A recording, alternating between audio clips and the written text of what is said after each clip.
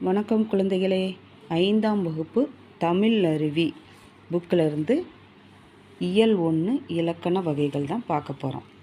இலக்கணம் மொழியை பிழையில்லாமல் பேசவும் எழுதவும் உதவுவது இலக்கணம் ஆகும். இலக்கணம் 5 வகைப்படும்.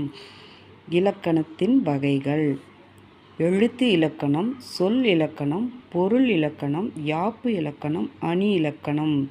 இலக்கணம் எத்தனை வகைப்படும்? இலக்கணம் 5 வகைப்படும்.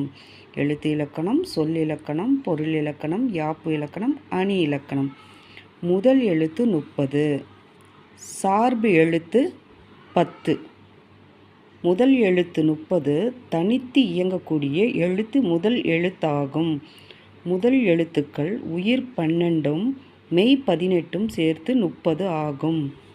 சார்பு எழுத்துக்கள் 10 தனித்து இயங்கும் ஆற்றல் இல்லாமல் முதல் எழுத்தை சார்ந்து வரும் எழுத்துக்கள் சார்பு எழுத்துக்கள் ஆகும். ஓகே, உங்களுக்கு புரிஞ்சுதா? மீதி நாளைக்கு பார்க்கலாம். பிடிச்சிருந்தா லைக் பண்ணுங்கள், ஷேர் பண்ணுங்கள், சப்ஸ்கிரைப் பண்ணுங்கள். வணக்கம்.